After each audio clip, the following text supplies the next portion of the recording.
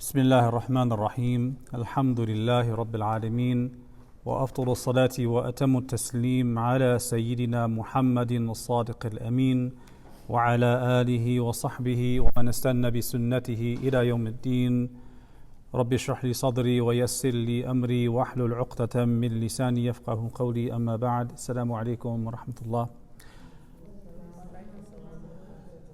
Does anyone know what number class we are at today?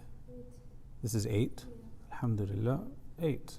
So that means it took 8 classes to get through the epistemology section. Okay.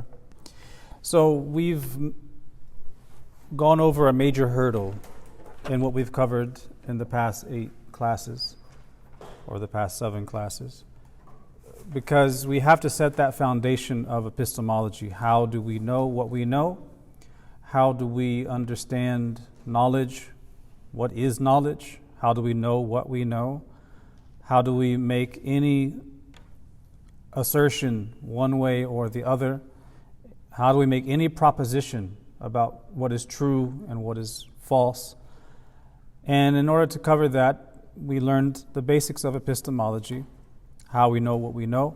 We learned judgment, what a judgment is. We learned the 3 types of judgments, and we spent a good amount of time, inshallah, on the hukm adi, the empirical judgment, the scientific judgment, as well as al-hukmu al-aqli, the rational judgment.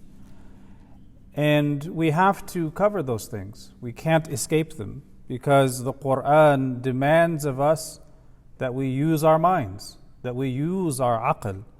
And Allah subhanahu wa ta'ala would not command us to use our aql and then forbid us from practicing and learning how to use the aql. So the aql is the means by which we affirm whether something is rational or irrational, true or false. It's the faculty that we have to have if we are considered legally accountable. One of the conditions of moral responsibility is aql.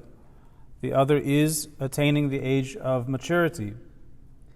And so if a person does not have aql, they're not accountable in the first place. And we talked about the 3 types of the rational judgments: that which is rationally necessary, rationally impossible, and rationally possible. And in our previous class, we went through a lot of examples of what would be rationally necessary, possible, or impossible. And we mentioned in that class a very important point that I wish to reiterate now, and that is the rational judgment is not dependent on what you observe in nature, what you observe scientifically, nor does it depend on any ruling in Sharia. To give the example we gave in the previous class, you do not need, in order to assert that 1 + 1 = 2, you do not need to conduct an experiment in a laboratory. You do not need to take binoculars and look for it in nature before you can say that it equals 2. Likewise, to say that 1 + 1 = 2, you do not need to first find a verse of Quran or a hadith affirming it as such before you can affirm it. You affirm that 1 + 1 is 2, and this is daruri, it is self-evident in the aql. That's what we're talking about. Now, at this juncture, we are going into the main part of the text. And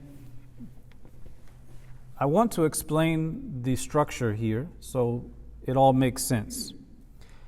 After spending some time talking about epistemology, how we know what we know, the rational judgment and its types, we now move on to the content of Iman. The content of Iman. And by that I mean we learn what are the attributes of Allah subhanahu wa ta'ala that are rationally necessary? What are the qualities that are rationally impossible with respect to Allah subhanahu wa ta'ala? And what qualities are possible with respect to Allah subhanahu wa ta'ala? We define the content of faith. We look at those attributes one by one in a certain order without looking at any proofs, without looking at any rational arguments, without looking at any ayat of Quran.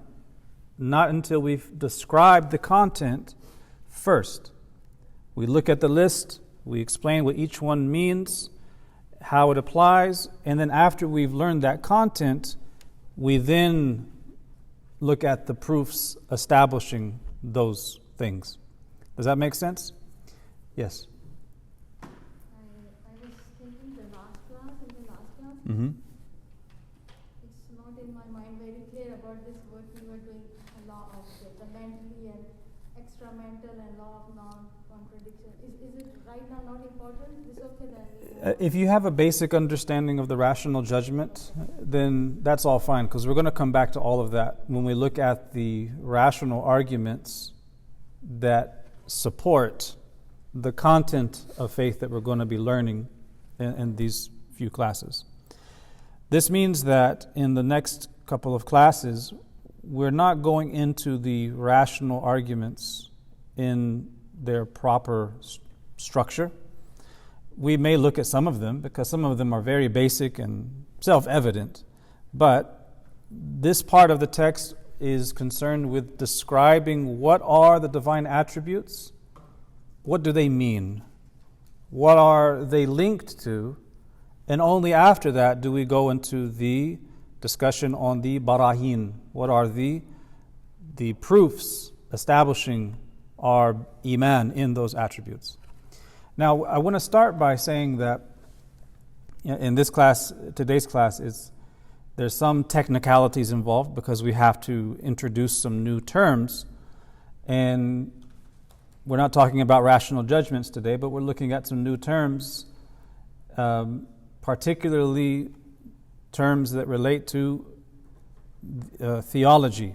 And I want to start by saying that when we learn the content of Iman, as I said, it is learning what are the attributes of Allah that are rationally necessary and what are the opposites which are rationally impossible. We are not saying that these are the only attributes of Allah subhanahu wa ta'ala. The Sifat of Allah ta'ala are unlimited, and there is no way any human being can have an encompassing ihata, encompassing knowledge of the divine, al-Dhat al-Aliyya. This is impossible. So when we're learning the Sifat, what we are learning is the amount that we have to know and that we will be accountable for knowing, that is established in the Quran and established through the aql. Beyond that, the other attributes that we don't know of Allah Ta'ala, we're not accountable for knowing them. So Allah Subhanahu wa Ta'ala has unlimited attributes of perfection, but we're not taking account for knowing what is beyond the attributes we're going to be covering in this class. What that means for us is this text and others like it are meant to educate us on the bare minimum required to secure Iman. So today, we are going to learn what I call the typology of attributes, or the types of attributes. We're going to define these terms, and provided we have enough time, we'll probably cover the first of these attributes. So the typology of attributes.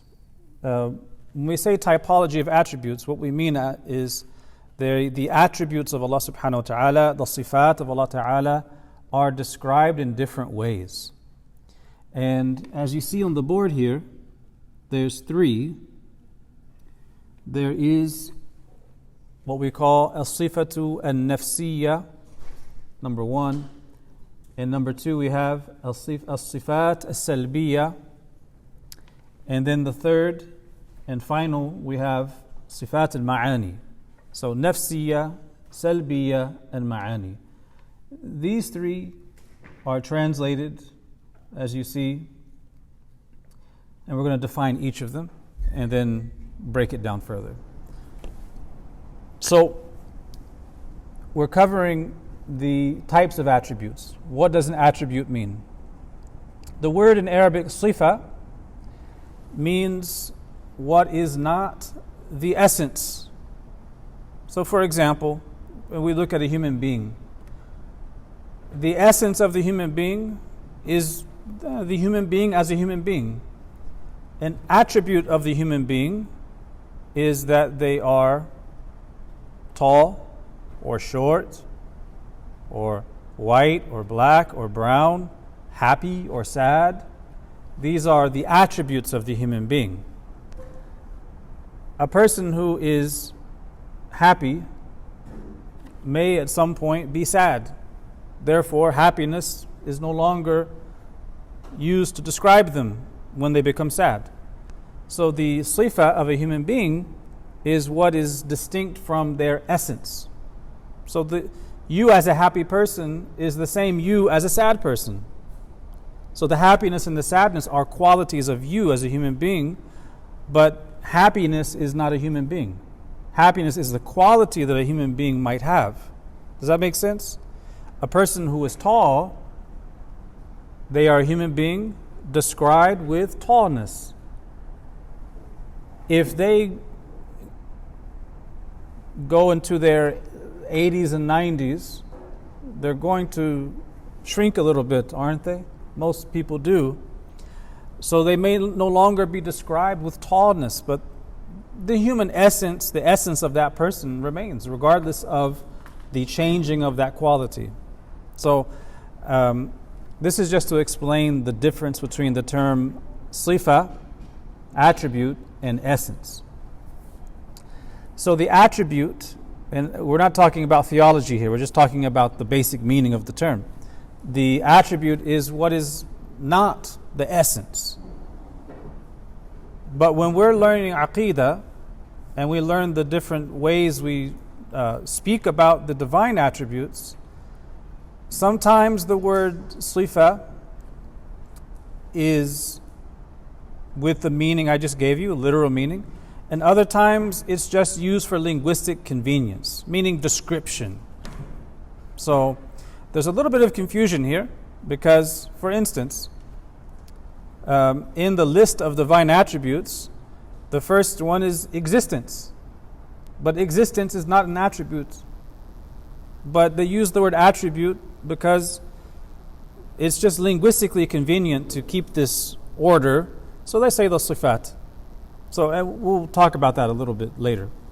I wanted to clarify that because when we look at the typology, the very first one is the self-signifying attribute, but the reality is it's not an attribute. It's just they use the word sifa out of linguistic convenience. So looking at these one by one. We'll get to that. Yeah, we'll get to that. So the first is called al-sifatu al-nafsiya, which we translate here as the self-signifying attribute. So the reason why it's called the self-signifying attribute is because as a term, it indicates the being, the existence of Allah subhanahu wa ta'ala, and not a quality as such. So nafsiya means, nafs in Arabic has a lot of meanings, but one of the meanings is self. It could mean essence as well. So they use the word sifa just as some of the ulama say, tasamuh, yani linguistic convenience, to be very loose in using the term.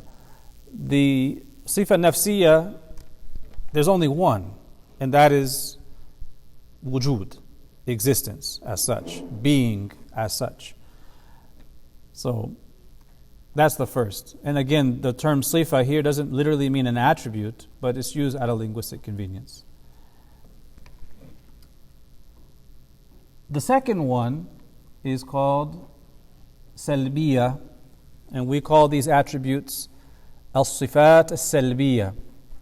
Now, Salbiya means negating attributes. Salbiya. Is it? Is there a missing letter? Okay. Okay. So, As-Sifat As-Salbiya means the negating attributes.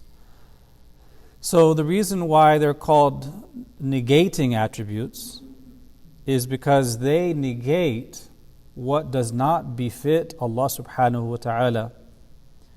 They negate. An example would be endlessness, beginninglessness. That term in English is a negation, meaning without beginning, without end. So that attribute is actually an attribute of negation, negating a beginning for Allah Ta'ala and negating an end for Allah Ta'ala. So those two attributes I just mentioned now, qidam wal baqa, endlessness, beginninglessness and endlessness, we call them negating attributes. So when you negate a certain quality, you are then affirming the opposite. When you negate a beginning for the divine, what are you affirming? You're affirming that He is pre-eternal without a beginning, right? When you negate an end, you are affirming that He abides. There's no end. So the purpose of this is you are negating certain qualities from the divine, so you are knowing what Allah Ta'ala is not in order to have an understanding of what Allah Ta'ala is. So that's the basic meaning of the negational attributes. And the ulama call these the most important of fundamentals. The Quran mentions the attributes of Allah subhanahu wa ta'ala by way of affirmation and negation. Allah Ta'ala mentions the positive attributes, what He is, and He also negates from Himself many things. So we learn both affirmation, nafi wa ithbat, affirmation and negation. And these are called the negating attributes. And having defined attribute, it's also here a bit loose in its usage, because if you say if you looking at the green ball on the board, would you say that a quality of that ball is that it is not a square? It's accurate, but would you say that's an attribute of the circle itself? Not necessarily. It's very loose linguistically to use the word quality in this context. So I wouldn't say that this table, for instance, is cream-colored, plastic, not ice. I'm negating that it's ice, so there's a meaning there, but I wouldn't say that not being ice is necessarily a quality of the table. Does that make sense? But when we're talking about aqeedah, we have to be very, very clear. So the negational attributes, we call them attributes, but linguistically that's very loose.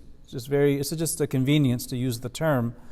But through that we come to know what Allah subhanahu wa ta'ala is. And negate these things, know what Allah ta'ala is not, as a way of knowing what Allah ta'ala is. Beginninglessness, endlessness, dissimilarity to all created beings, not being like anything of creation, self-subsistence, not needing anything, So that's a negation of need, right? And oneness. Oneness is a negation of multiplicity. Oneness is a negation of kathra, of multiplicity. Those are negational attributes. And that's what we focus on in the beginning of these three. We spend a good amount of time discussing these because once you learn them very well, you learn the opposites, which you affirm. And it takes up a good amount of time when we learn Aqeedah. And I wouldn't get too worried or perturbed if you find the use of the word sifa a little confusing here. Don't worry about that too much. Be more focused on the meaning of the word that comes after sifa. So, what does Nafsiya mean? What does Salbiya mean? Nafsiya meaning the essence. Salbiya meaning negation. And then we come to our third one, which is, yes? Before third, can you please this Nafsiya first one in short? Can you tell me? We're going to go through it one by one. I'm just introducing the terms first, and then we'll go to Nafsiya, and then based on how much time we have today, we'll probably only be covering Nafsiya today. So, we want to understand what are these three terms first, and then once we understand the three, we go to the first one and look at it. And then we go to the second one and cover the attributes listed under it. And then the third and the attributes listed under that.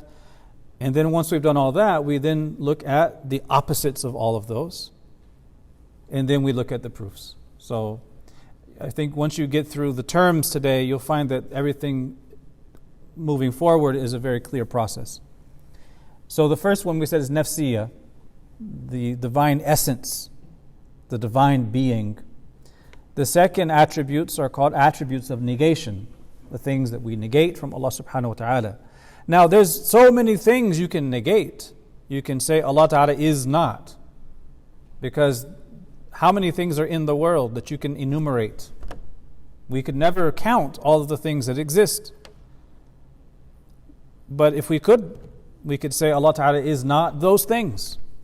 So instead of having to negate a billion things, we look at the broad categories of things that Allah Ta'ala is not described with, and we say that Allah Ta'ala is not described with these qualities. He is described with the opposites of those qualities. So dissimilarity is negating that He is like anything in creation. And when you negate that, what are you affirming? Absolute transcendence beyond any likeness, absolute uniqueness. So that's what you affirm when you negate this similarity. We're going to get into that one by one, though. The last one of the attributes, the types of attributes we learn about, is called Sifat al-Ma'ani, translated here as qualitative attributes. You could translate it a little differently and say positive attributes. If al-sifat al-salbiya are negating attributes, then sifat al-ma'ani are affirming attributes or positive attributes. These are the attributes of the divine. And examples of these would be power, will, knowledge, life, hearing, seeing, speaking. Don't worry about listing them out now. It's in the poem, and we're going to learn them one by one. So the Sifat al-Ma'ani are the qualitative attributes. Of these three, this is the one where the word sifa applies in its technical, accurate sense, meaning attribute. So for instance, the power of Allah subhanahu wa ta'ala, we don't say that the power of Allah ta'ala is the essence of Allah, but nor is it other than the essence, as we'll learn later on. It's an attribute of the divine. It's not negating, it's affirming a meaning. But it's not the same thing as being itself, as we'll see. So our main focus today is to know what these terms are, to know the three types of attributes that we're going to be learning, and basic familiarity with these terms so that when we cover each one, we can keep everything organized clearly in our minds. So the word sifa, we said, means an attribute. But we said that in the science of aqidah that we're studying, the term sifa is used somewhat loosely. So as a technical term used in the science of aqidah, the word sifa has two general applications. The first is a general application for what is not the that, the divine essence. Now, is that word used in Urdu? That? What does it mean in Urdu? The common usage.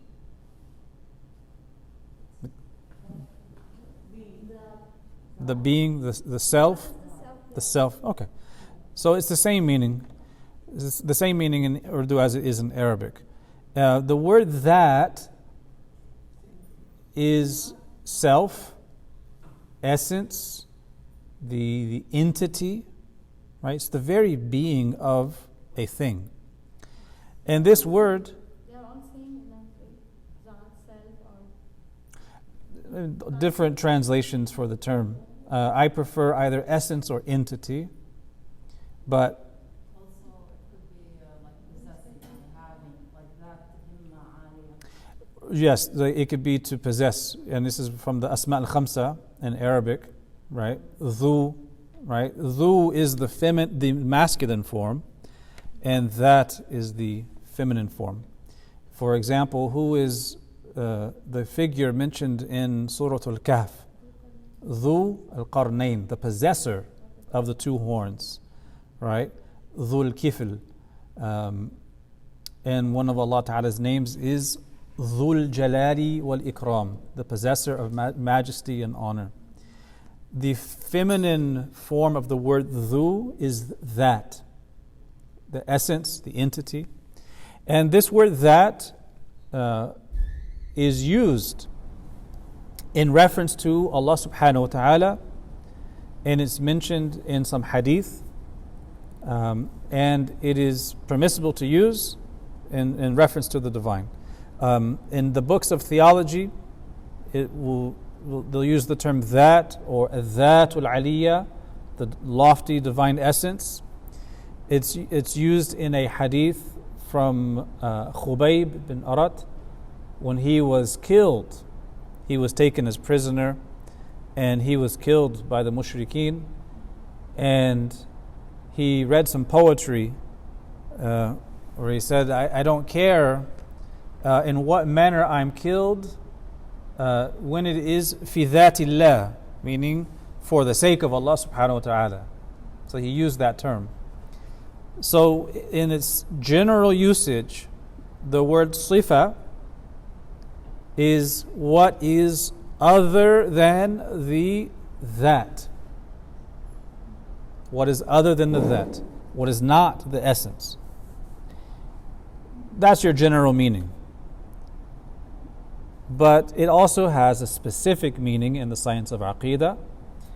When it is used with a specific meaning, it is to denote an affirmed positive meaning, ma'na wujudi, a positive meaning that is affirmed, that describes the one with that quality. So an example of that would be the Sifat al-Ma'ani, the qualitative attributes: power, will, knowledge, life, hearing, speaking, seeing, right? These are positive attributes, positive meanings that are ascribed to Allah subhanahu wa ta'ala, and we say as individual attributes, we don't say they are other than the that, nor are they the essence of the that. They are distinct in their meaning. This is somewhat of a confusing philosophical issue that we may or may not cover later on, but I just want you to understand what the term means, the attribute. This is important because when we look at the the first of the three types, we understand that as-sifatun nafsiya isn't really a sifa according to the technical meaning. So the word sifa is just used loosely as a linguistic convenience. This is important, and this is also why when we study these things, we don't just take them directly from the books. If you go straight to the book and you read sifa, and I know sifa means attribute. The first sifa is wujud. Okay, so existence is an attribute, right? This is an issue, a philosophical issue. If you look on the board, I tried to point this out a little bit. Look at the green ball on the board. What are some of the qualities we can describe that with? Number one, it says round, correct? What's number two? Is green, small, messy because it's a scribble. And number five, exist. Would you list that as a quality of the green ball? Think about anything else, right? This table, it's a cream-colored table. It's plastic. It has metal legs. These are the qualities. And another quality of this table is that it exists. Existence, being, is not a quality of something. It's the essence of that thing. Because if it didn't exist, you wouldn't be able to give it attributes. So existence isn't a quality as such. This is important. And the reason why we point that out is because when we learn the categories, we don't want to confuse the first one with the third one. And we also need to understand that the second one, the negational attributes, they're not attributes in the technical sense like the third, as positive meanings. These are negations. So, and I don't like to get technical if I don't have to, but in order to learn this properly, we have to learn these categories. As long as you understand the distinction between the three, as we learn each one, you won't have to worry about that too much. So everything that is not the that, yet is ascribed to the that of Allah subhanahu wa ta'ala is called a sifa, broadly speaking. Everything that is not the that, the essence, yet is ascribed to the that is called a sifa. Whether it is something that is a positive description or something ascribed to the divine essence. You see, that's the key, I think, at least in English. That in English you can say this thing describes something, or this thing is ascribed to it. Well, what can you ascribe? You can ascribe so many things. You can ascribe positive meanings. You can ascribe negational meanings. And they're all ascriptions. Some of the ascriptions are descriptions. It is what it is. That's how it is in the science of theology. If you ascribe to the chair that it's not brown, you are ascribing something by way of negation. That doesn't mean that you say that among the qualities of the chair is that it's not brown. Then you could admit thousands of other things that it's not. But you are ascribing something specific by saying what it's not.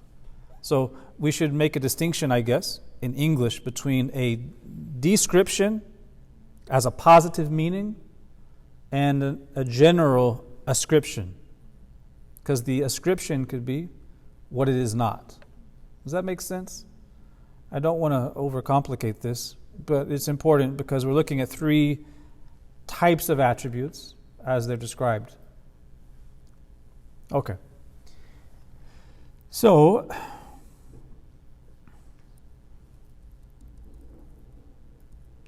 want to just discuss very briefly the link between what we're learning and what we already know. I mentioned in the beginning of the class that when we learn this science and we learn the proofs for it, we will discover that a lot of these things we already knew. We just didn't know how to word them. And the same applies to what we're learning today when we discuss the attributes. To give you an example, one of the names of Allah subhanahu wa ta'ala is Al-Khaliq. What does that mean? The creator. So the creator, by definition, means one who brings something into existence that was not existent. But that thing is given existence, brought into existence, created. That implies things. That implies that the creator has power. The fact that he has power implies that he has will, because he chooses.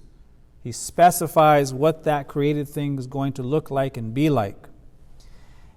And in order to specify, to decide the form it's going to take, that implies knowledge, knowing the different sets of specification.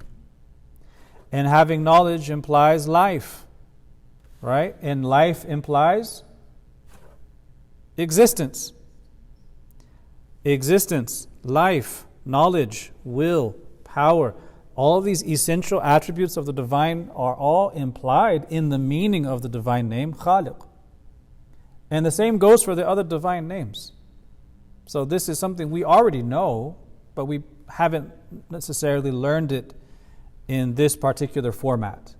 We haven't drawn out these meanings in a classroom setting. So you intuitively know that when you call Allah subhanahu wa ta'ala Al-Khaliq, you intuitively know that that means He has power, will, knowledge, life, existence. But it may not have been explained to you in this way. So in this study of Aqeedah, we're learning what we already know intuitively from our fitrah and our own iman, and we also are able to put words to those intuitions that then gives us more reason to reflect on the divine names, which will then and hopefully enhance our understanding. So when we learn the Sifat of Allah subhanahu wa ta'ala in this setting, we're learning about the meanings of the divine names and what they imply, the attributes that are implied in the meanings. So the first of these we said is Nafsiya, the self-signifying attribute. If you're still a little fuzzy on the meaning of Sifa in relation to that essence and attribute and how it's called an attribute, don't worry about that. Take that out of your mind for right now and just focus on the term Nafsiya. Likewise with Salbiya. Just focus on what that's talking about. The Nafsiya, the Sifatu Nafsiya, we call the self-signifying attribute. Why do we call it as so? Because it points to the divine essence, the divine being. Now, if you go to the poem, we finally get back to the poem. So we're at number 12.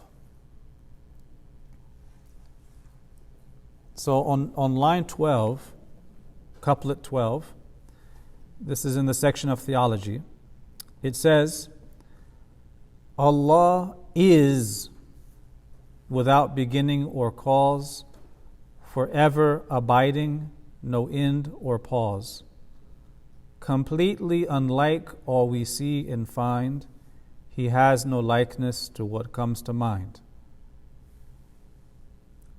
We could read the rest of that section all the way to 17.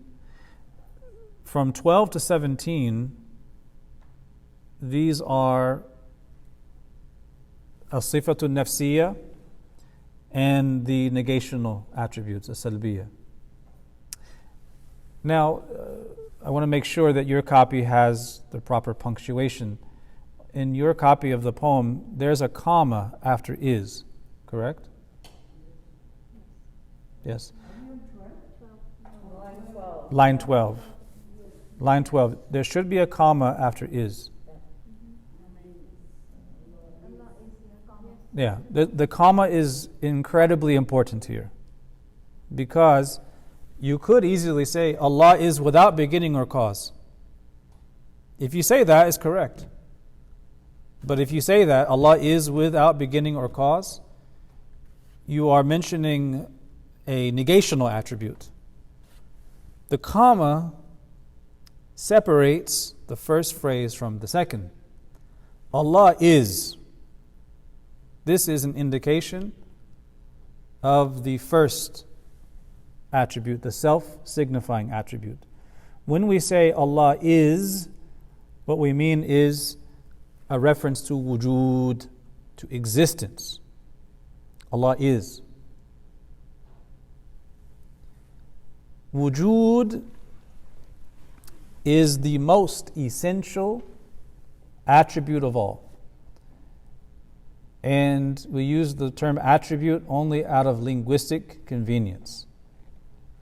You cannot qualify the term existence with something more essential than it. The term essential even points to what? Essence. The essential, most essential, the essence of something. If you describe the circle on the board, what is the most essential thing you can describe it with? Shape. Yeah. Because circle is one among many. Shape is the broadest category you could find. Essential is a shape, right? So that's just in terms of shapes. Circle. You could say circle. You have a point there. You could say circle. Looking at comparing green to circle, it's the essence of that thing is that it's a circle. But you could go further and say shape even. So the term wujud, existence, is the most essential. There's nothing that is more essential than it. If you don't know what wujud is, what existence is, we can't really do much in this class. We have to close the class and all go home, because it is the most essential thing, existence. You cannot describe existence with a quality. You can't say this existence is such and such. No, it qualifies everything that is.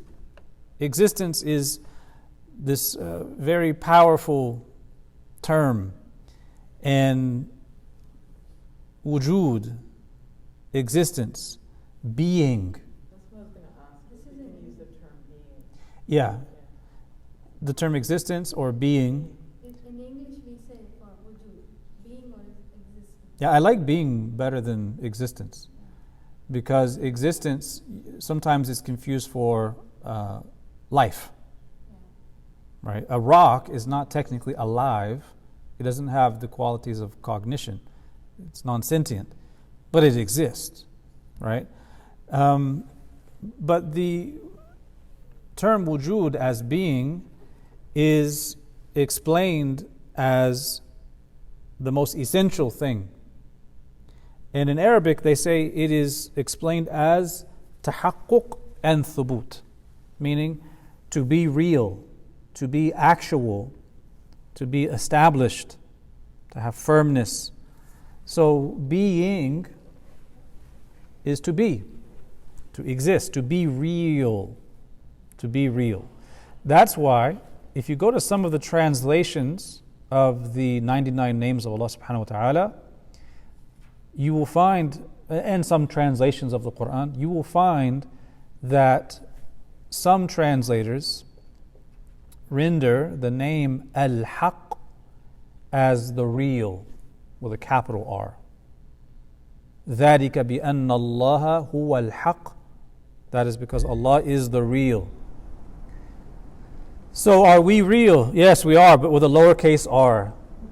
Do we have being? Yes, but with a lowercase b. Allah Ta'ala is the ultimate being. And the being of any created thing that has a beginning and an end, that being is at best borrowed, at best something given. It is bestowed by Allah subhanahu wa ta'ala. It's not an essential being.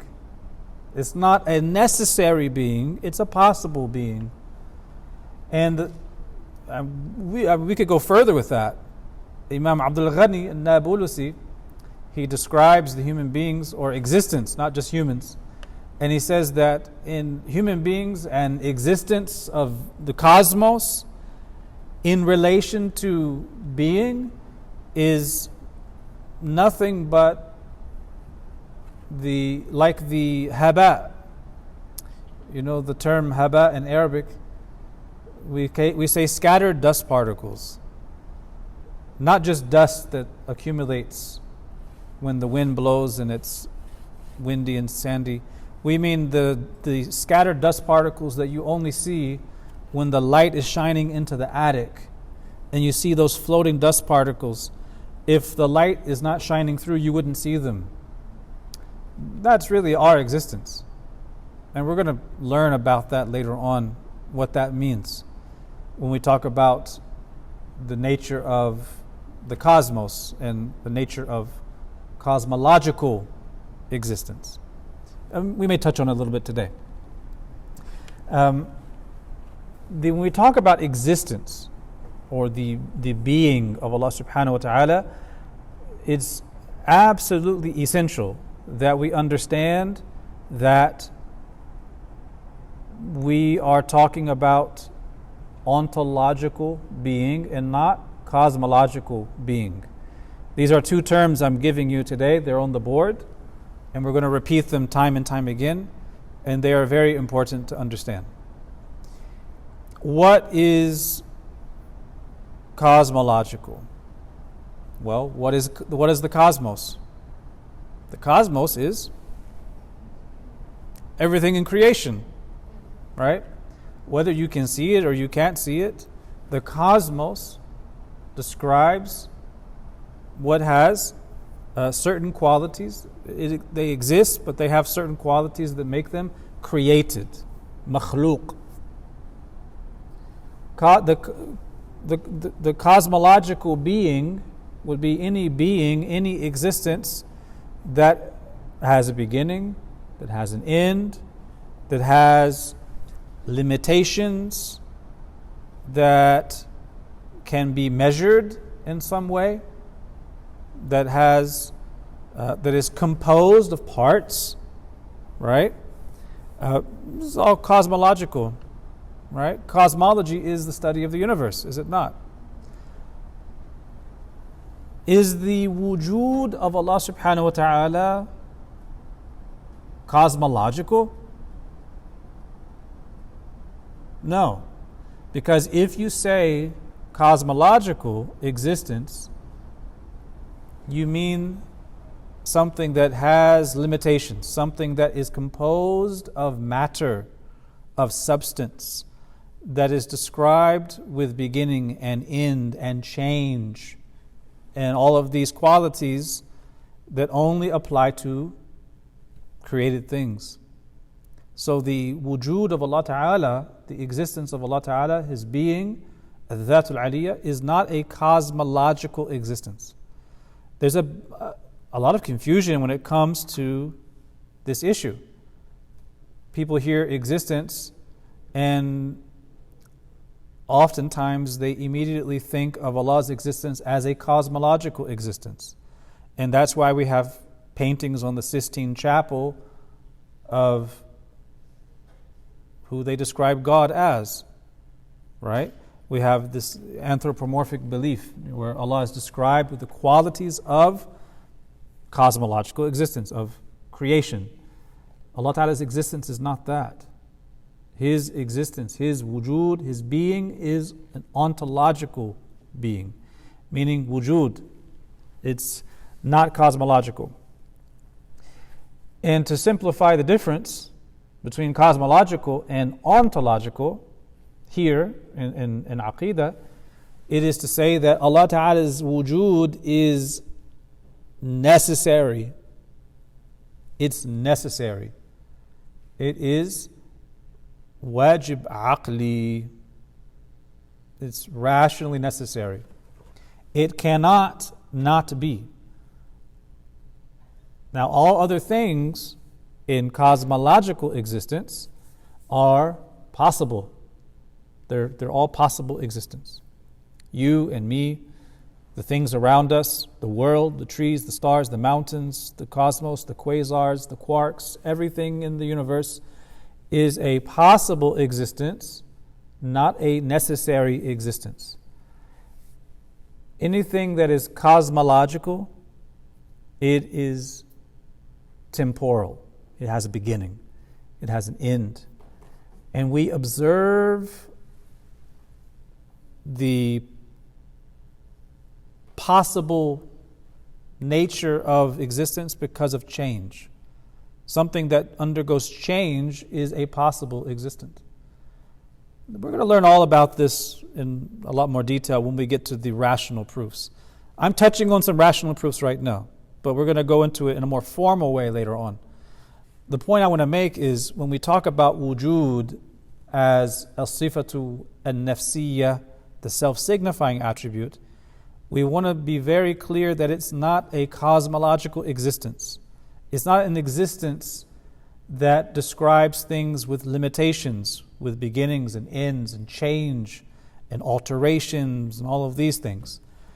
And things that have a beginning, they cannot be the authors of their own existence. There has to be another that chooses to bring them into existence. And that is wajibul wujud. In the theological science, we describe Allah Ta'ala as wajibul wujud, the necessary existent. Nothing has to be here. Nothing has to exist. But Allah Subhanahu wa Ta'ala chose for existence to manifest. Everything has a beginning. Everything in creation has an end. Everything in creation undergoes change. All of these qualities are the qualities of cosmological existence. Material, space and time. So anything in space and time, anything occupying space, anything subject to the passing of time, anything that has limitations, anything that is countable, quantifiable, anything that can be measured, all of these things are cosmological existence. Allah's wujud is not the same as that kind of wujud. That wujud is given by the act of creation. Allah Ta'ala creating those things. So this means that the divine is not given the qualities of cosmological existence. We return to that point when we cover the third negating attribute, which we'll cover probably in the next class, that of al-mukhalafa lil-hawadith. Him, subhanahu wa ta'ala, being absolutely unlike, dissimilar to all existing things. We talk about that negational attribute in detail. So, we call this a sifatu al-nafsiya, and we said that the word sifa here is very loosely used out of linguistic convenience. It's not an attribute, because we don't say that existence is an attribute of an essence. So an essence, in the example of the green circle on the board, we don't say that of its qualities is existence. No, we say that its existence is its very essence, or its essence is its very existence. Its being is the most essential of things. It is only when something exists that you can describe it with qualities. So, This is the first of them, and the other attributes that we learn are built on first affirming this one, and this is our starting point. So that's really what needs to be said about that. Now, there's a couple other terms I put on the board that I haven't covered, but you know them from just the explanation I've given. The last two terms on the board are dhati and aradi. So dhati and aradi we translate as intrinsic or extrinsic.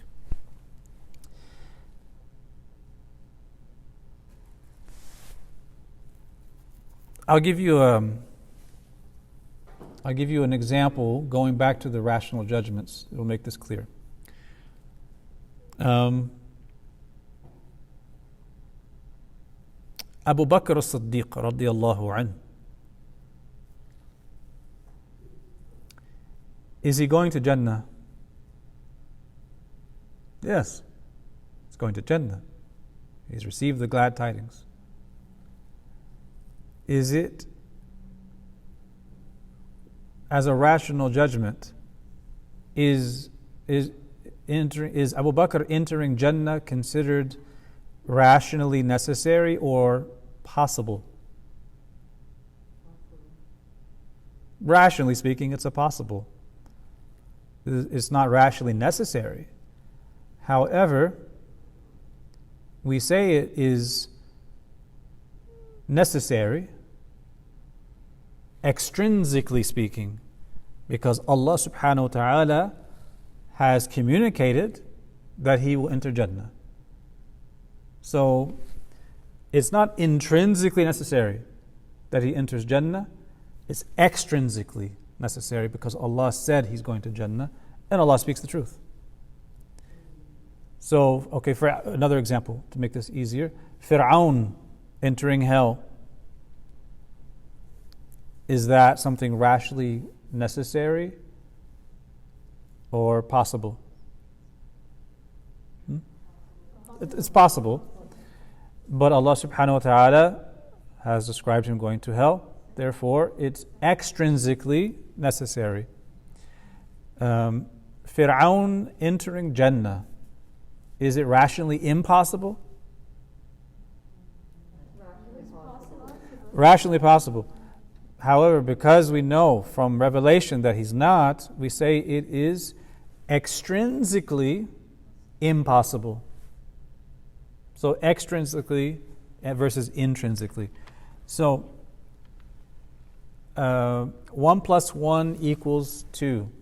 Is that intrinsically necessary or extrinsically necessary? Intrinsically. Dhati. It's like the essence of it. The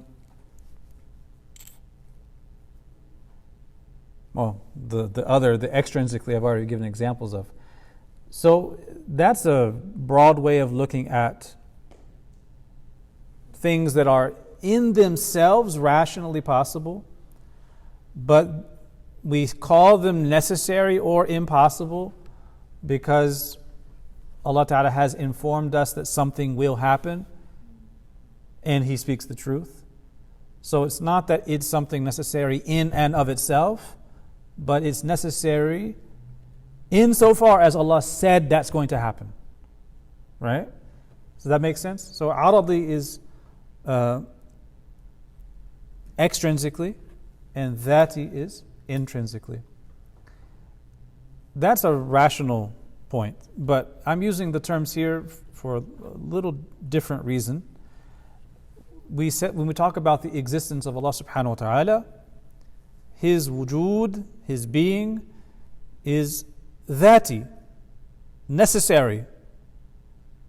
Wajibul wujud, the necessary being. Our existence, our being with a lowercase b, is it dhati? Does it have to be? No, it's aradi. It's only because Allah created us and gave us existence. So existence is in its own way the gift that Allah subhanahu wa ta'ala gives. And this is why the ulama mentioned that there are two blessings that the person always receives. The blessing of ijad, of existence as such, and the blessing of imdad, and what you receive in the world Allah gives you, and what you receive in the hereafter. So our existence is completely possible. We don't have to be here. There's nothing necessary about us existing. The wujud of Allah Ta'ala, the being of Allah Ta'ala, is wajibul wujud. It is rationally necessary. We call him the necessary existent.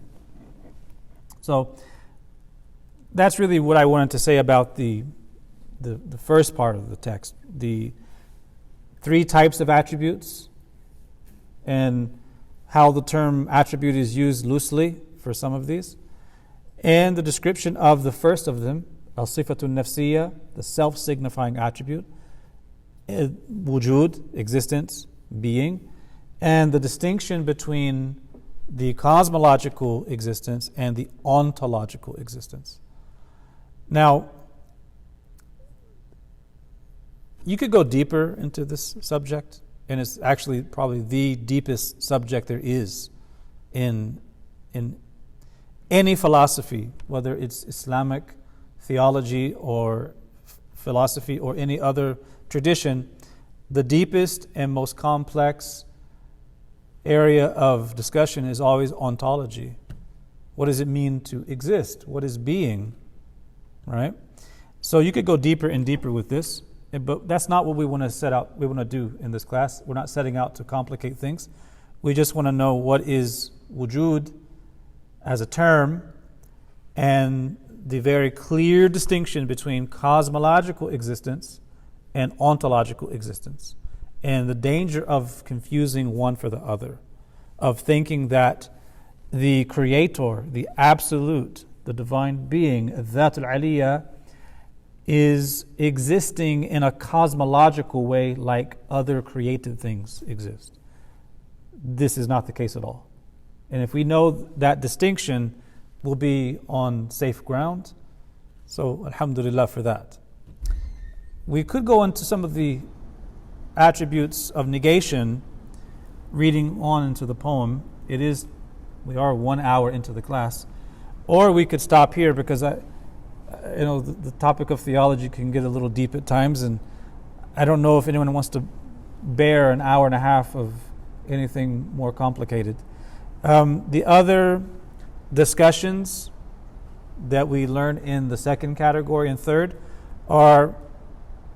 they're a lot easier than this one. The negational attributes are very straightforward. The affirmational attributes are also very straightforward. So I could take some questions now. Yeah. The verses 12 through 17 are self-signifying attributes? No, just where it says Allah is, comma, that's the Sifat Nafsiya. Yeah. The Salbiya, we go to the poem.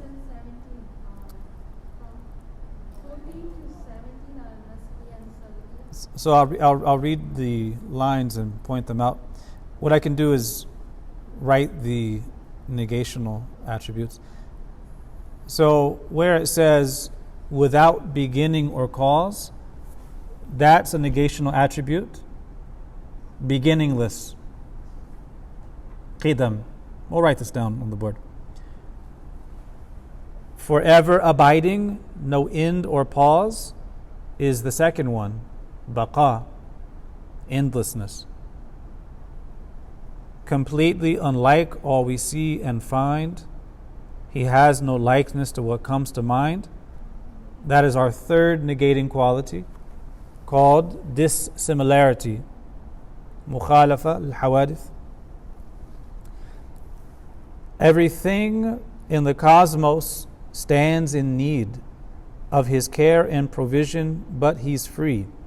He's independent of place and time, and completely exalted and sublime. Those two lines are actually describing one other attribute of negation. self-subsistence. He is, in essence, attributes and acts unique and unrivaled. Understand that. He is the one, there's no God besides He. Allah is alone the true deity. These two lines are describing one negational attribute, that of oneness. So, I don't have my dry erase marker with me. It's in the office. But, can you get it? And get an eraser too, inshallah. So When you said would you like to say being in English being, but it's not Zat, Wujud is different. I mean, Zat and Wujud both are different, or can be the same? yeah, I mean, for the sake of accuracy, just keep them as separate terms. Just wujud, being, and that as essence. Zat is Essence. Yes. Creation of man is that an Our existence, well, our existence is given to us, right? So what that means, question about why he created someone? well, when we use extrinsic and intrinsic in talking about existence, extrinsic means a possible existence. Doesn't have to exist. You and I don't have to exist.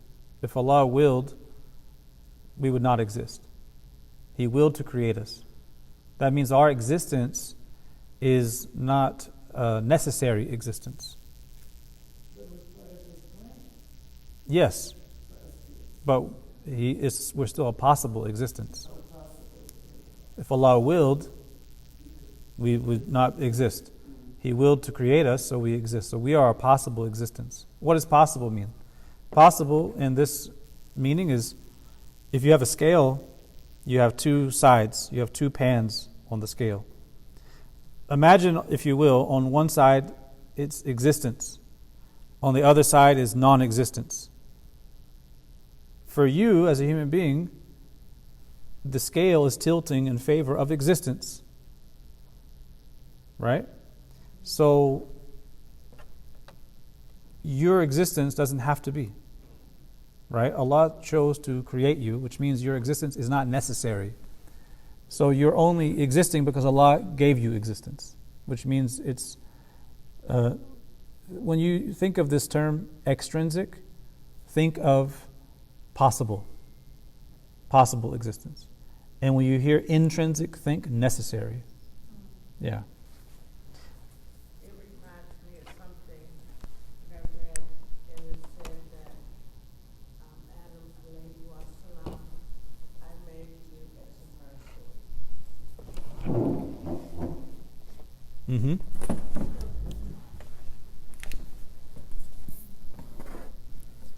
Okay, so I'm going to write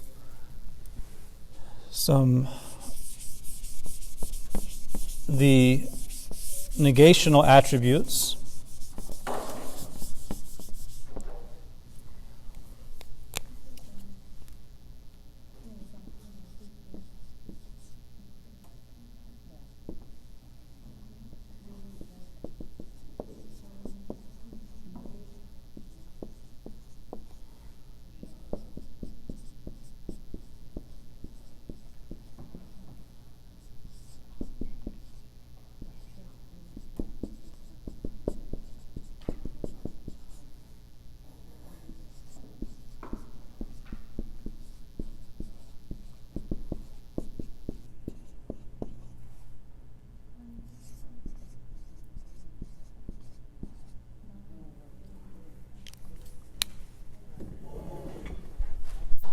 Okay, so these are the 5 negating attributes. We're going to go through them one by one in more detail in the next class. I anticipate that in our next class we'll go through all 5 of these. And these are the 5 negating attributes. Number 1, Sifat Nafsiya that we covered just now, wujud. Number 2, Sifat Salbiya, the negating attributes. They are 5 in number. 5 in number. This is just a outline of these attributes. We're going to cover them one by one in more detail in the next class, inshallah. The first of these is a really large English word. I don't know if there are other words for it, but they're very archaic and old. Beginninglessness. Well, what is that negating? Having a beginning. The Arabic of this is qidam. Qidam. This would be verse after the comma, yes. On the first stanza, without beginning or cause. In the second stanza, forever abiding, no end or pause. Abiding means without having an end. So endlessness is the second quality. This is baqa.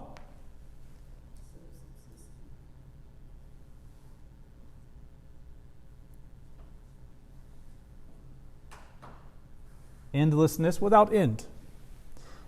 The third one, if we go to the poem, completely unlike all we see and find, he has no likeness to what comes to mind. Dissimilarity, not having any similarity to creation. This is in Arabic we say, مخالفته تعالى للحوادث. And again, we'll go into this in more detail in the next class, inshallah. Everything in the cosmos stands in need of his care and provision, but he's free. He's independent of place and time and completely exalted and sublime. 14 and 15 describe self-subsistence. Al-qiyamu bin-nafs.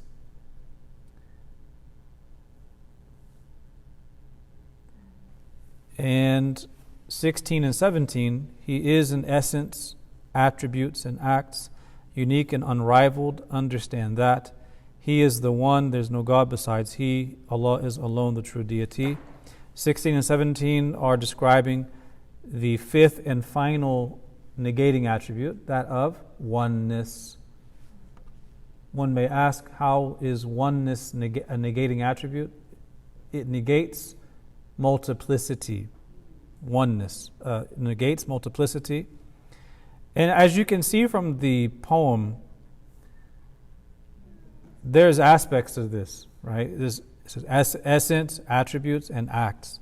So you have to talk about oneness with respect to the that of Allah subhanahu wa ta'ala, the Sifat of Allah ta'ala, and the actions of Allah subhanahu wa ta'ala.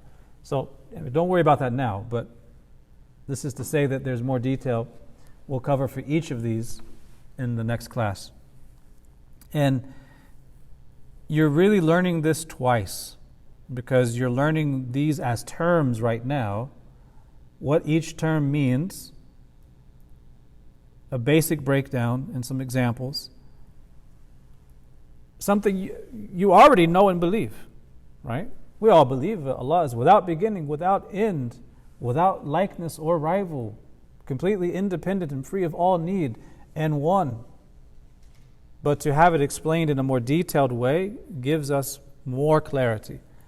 After we learn this, we then go to the rational proofs and look at the textual proofs in the Quran and the Sunnah, and we solidify what we already know intuitively that we may not have been able to express in words. So I think I'll leave it at this. I don't want to overwhelm you. And some classes of Aqeedah, the teacher doesn't go beyond 30 to 40 minutes. Here we are now, an hour and 18 minutes in.